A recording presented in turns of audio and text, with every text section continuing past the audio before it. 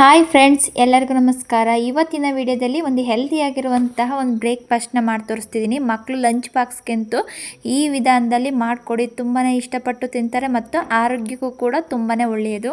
1 ಕಪ್ನಷ್ಟು ಹೆಸರು ಕಾಳನ್ನ ತೊಗೊಂಡಿದ್ದೀನಿ. ನಾವು ಒಂದು 7ರಿಂದ 8 ಅವರ್ ಅದು ನೆನೆಸಬೇಕು. ನೀರು ಹಾಕಿ ನೆನೆಯೋದಕ್ಕೆ ಇಟ್ಕೊಳ್ಬೇಕು. ನಾನಿಲ್ಲಿ ನೈಟು ನೆನೆಸ್ಬಿಟ್ಟು ಬೆಳಗ್ಗೆ ತಿಂಡಿ ಮಾಡೋದಕ್ಕೆ ನಾನು ನೆನೆಸೋಕ್ಕೆ ಇಟ್ಕೊಂಡಿದ್ದೀನಿ. ನೋಡಿ, ಈಗ ಬೆಳಗ್ಗೆ ಆಗಿದೆ, ಒಂದು 8 ಅವರ್ ಆಗಿದೆ. ನೋಡಿ, ಹೆಸ್ರು ಕಾಳೆಲ್ಲ ಚೆನ್ನಾಗಿ ನೆನೆದಿದೆ. ಈಗ ನಾವು ಗ್ರೈಂಡ್ ಮಾಡ್ಕೊಳ್ಬೇಕು. ಈಗ ನೀರನ್ನೆಲ್ಲ ಸೋಸಿಬಿಟ್ಟು ನಾನೊಂದು ಮಿಕ್ಸಿ ಜಾರಿಗೆ ಹೆಸ್ರು ಕಾಳನ್ನ ಹಾಕ್ಕೊಳ್ತಿದ್ದೀನಿ. ಸ್ವಲ್ಪ ಶುಂಠಿ ಹಾಕ್ಕೊಳ್ತಿದ್ದೀನಿ. ಒಂದು 7ರಿಂದ 8 ಇಕ್ಳು ನಾನು ಬೆಳ್ಳುಳ್ಳಿ ಹಾಕ್ಕೊಂಡಿದ್ದೀನಿ. 1 ಈರುಳ್ಳಿ ಸಣ್ಣದಾಗಿ ಕಟ್ ಮಾಡ್ಕೊಂಡಿದ್ದೀನಿ. 1 ಕ್ಯಾರೆಟ್ನ ನಾನು ಸಣ್ಣದಾಗಿ ಕಟ್ ಮಾಡಿಕೊಂಡು ಹಾಕ್ಕೊಂಡಿದ್ದೀನಿ. 2ರಿಂದ 3 ಹಸಿರು ಮೆಣಸಿನ್ಕಾಯಿನ ನಾನು ಹಾಕ್ಕೊಂಡಿದ್ದೀನಿ. ನೀರು ಹಾಕ್ಬಿಟ್ಟು ನೋಡಿ ಈ ರೀತಿ ಗ್ರೈಂಡ್ ಮಾಡ್ಕೊಳ್ಬೇಕು. ನೋಡಿ, ಈ ರೀತಿ ಸಣ್ಣಗೆ ನಾವು ಗ್ರೈಂಡ್ ಮಾಡ್ಕೊಳ್ಬೇಕು. ಈಗ ಒಂದು ಬೌಲ್ಗೆ ನಾನು ಹಾಕ್ಕೊಳ್ತಿದ್ದೀನಿ. ಹೆಸ್ರು ಕಾಳಿಂದ ನಾವು ಈ ರೀತಿ ಪರೋಟ ಮಾಡ್ಕೊಡೋದ್ರಿಂದ ಮಕ್ಕಳು ಹೆಲ್ತ್ಗೂ ಕೂಡ ತುಂಬಾ ಒಳ್ಳೆಯದು. ಗೋಧಿ ಹಿಟ್ಟನ್ನ ನಾನು ಹಾಕ್ಕೊಳ್ತಿದ್ದೀನಿ.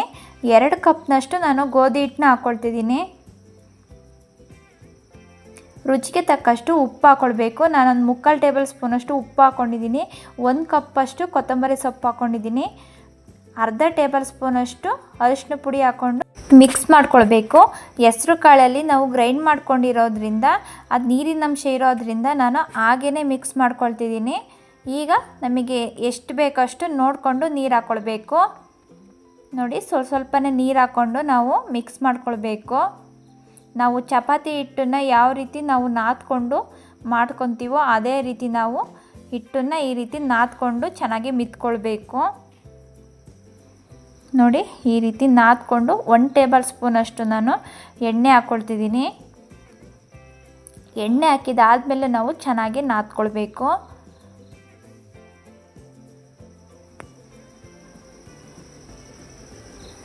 ನೋಡಿ, ನಾನು ನಾದ್ಕೊಂಡ್ಬಿಟ್ಟು ಒಂದು ಅರ್ಧ ಗಂಟೆ ನಾನು ಅದನ್ನು ನೆನೆಸೋದಕ್ಕೆ ಇಟ್ಕೊಳ್ತಿದ್ದೀನಿ. ಅರ್ಧ ಗಂಟೆ ನೆನೆಸೋದ್ರಿಂದ ಹಿಟ್ಟು ತುಂಬಾ ಸಾಫ್ಟ್ ಆಗುತ್ತೆ. ಈಗ ಒಂದು ಪ್ಲೇಟ್ ಮುಚ್ಚಿ ನಾನು ಒಂದು ಅರ್ಧ ಗಂಟೆ ಇಟ್ಕೊಳ್ತಿದ್ದೀನಿ. ಅರ್ಧ ಗಂಟೆ ಆಗಿದೆ.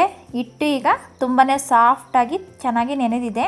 ಈಗ ನಮಗೆ ಎಷ್ಟು ಬೇಕಷ್ಟನ್ನು ಹಿಟ್ಟನ್ನು ತಗೊಳ್ತಿದ್ದೀನಿ. ನಾವು ಯಾವ ಸೈಜಲ್ಲಿ ಬೇಕು ಚಪಾತಿನ ಮಾಡ್ಕೊಳೋದಕ್ಕೆ ಅಷ್ಟು ಹಿಟ್ಟನ್ನು ತಗೊಂಡ್ರೆ ಆಯಿತು. ನೋಡಿ, ಈ ರೀತಿ ಉಂಡೆಗಳನ್ನಾಗಿ ಮಾಡಿಕೊಂಡು ಚೆನ್ನಾಗಿ ನಾದ್ಕೊಂಡು ಮಾಡ್ಕೊಳ್ಬೇಕು. ನಾನೀಗ ರೌಂಡ್ ಶೇಪಲ್ಲಿ ಮಾಡ್ಕೊಂಡಿದ್ದೀನಿ. ಸ್ಟವ್ ಆನ್ ಮಾಡಿಬಿಟ್ಟು ಒಂದು ತವ ಇಟ್ಕೊಳ್ಳೋಣ. ತವ ಬಿಸಿಯೋಕ್ಕೆ ಇಟ್ಕೊಂಡಿದ್ದೀನಿ. ಈಗ ಮಣೆ ತೊಗೊಂಡಿದ್ದೀನಿ. ಮಣೆಗೆ ನಾವು ಸ್ವಲ್ಪ ಗೋಧಿ ಹಿಟ್ಟನ್ನ ಹಾಕ್ಕೊಳ್ಬೇಕು. ಗೋಧಿ ಹಿಟ್ಟು ಹಾಕ್ಕೊಂಡು ಈಗ ನಮಗೆ ಯಾವ ಸೈಜ್ ಬೇಕೋ ಆ ಸೈಜಲ್ಲಿ ನಾವು ಹರ್ಕೊಳ್ಳೋಣ. ನೋಡಿ, ಪರೋಟವ ನಾವು ತೆಳುವಾಗಿ ಈ ರೀತಿ ಲಟ್ಟಿಸ್ಕೊಳ್ಬೇಕು. ಈಗ ನಾನು ಪರೋಟನ ಲಟ್ಟಿಸ್ಕೊಂಡ್ಬಿಟ್ಟು ಇಟ್ಕೊಂಡಿದ್ದೀನಿ. ನೋಡಿ, ಈ ರೀತಿ ಲಟ್ಟಿಸ್ಕೊಂಡ್ರೆ ಸಾಕು. ಈಗ ನಾವು ತವ ಬಿಸಿಯಾಗಿದೆ. ಈಗ ಎಣ್ಣೆನ ಸವರ್ಕೊಳ್ಳೋಣ. ಎಣ್ಣೆ ಅಥವಾ ತುಪ್ಪನಾದರೂ ನಾವು ಸವರ್ಕೊಳ್ಬೋದು. ಈಗ ಪರೋಟನ ಹಾಕ್ಕೊಳ್ತಿದ್ದೀನಿ. ಈಗ ಮೇಲೇನೂ ಸಹ ನಾನು ಸ್ವಲ್ಪ ಎಣ್ಣೆನ ಸವರ್ಕೊಳ್ತಿದ್ದೀನಿ. ಒಂದು ಸೈಡು ಬೆಂದಿದೆ. ಈಗ ಇನ್ನೊಂದು ಸೈಡು ಕೂಡ ನಾನು ಬೇಯಿಸ್ಕೊಳ್ತಿದ್ದೀನಿ. 2 ಕಡೆನೂ ನಾವು ಚೆನ್ನಾಗಿ ಬೇಯಿಸ್ಕೊಳ್ಬೇಕು. ಸ್ಟವ್ನ ಮೀಡಿಯಮ್ ಫ್ಲೇಮಲ್ಲೇ ಇಟ್ಕೊಂಡು ನಾವು ಪರೋಟನ ಚೆನ್ನಾಗಿ ಬೇಯಿಸ್ಕೊಳ್ಬೇಕು. ನೋಡಿ, ತುಂಬಾ ಸಾಫ್ಟಾಗಿ ತುಂಬಾ ಚೆನ್ನಾಗಿ ಬಂದಿದೆ. ಈಗ ಉಳಿದ ಪರೋಟನ ಸಹ ನಾನು ಬೇಯಿಸ್ಕೊಳ್ತಿದ್ದೀನಿ.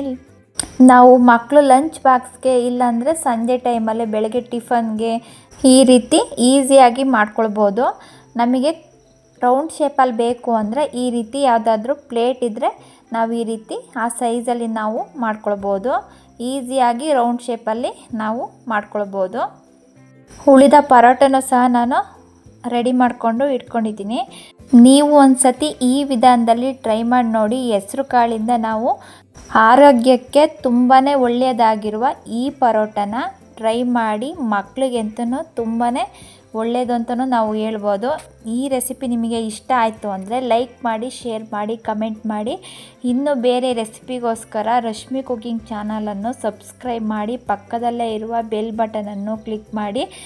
ಪರೋಟಗೆ ಕಾಂಬಿನೇಷನ್ ಆಗಿ ತೆಂಗಿನಕಾಯಿ ಚಟ್ನಿ, ಟೊಮೊಟೊ ಚಟ್ನಿ, ಇಲ್ಲ ಅಂದರೆ ಆಲೂಗೆಡ್ಡೆ ಪಲ್ಯ ಯಾವುದಾದ್ರೂ ನಾವು ಮಾಡ್ಕೊಳ್ಬೋದು. ತುಂಬಾ ರುಚಿಯಾಗಿರುತ್ತೆ. ನೋಡಿ ಯಾವ ರೀತಿ ಬಂದಿದೆ ಅಂತ ತೋರಿಸ್ತಿದ್ದೀನಿ. ತುಂಬಾ ಸಾಫ್ಟಾಗಿ ತುಂಬಾ ರುಚಿಯಾಗಿ ಬಂದಿದೆ. ಮಕ್ಕಳಂತೂ ತುಂಬಾ ಇಷ್ಟಪಟ್ಟು ತಿಂತಾರೆ. ನೀವು ಕೂಡ ಟ್ರೈ ಮಾಡಿ ನೋಡಿ.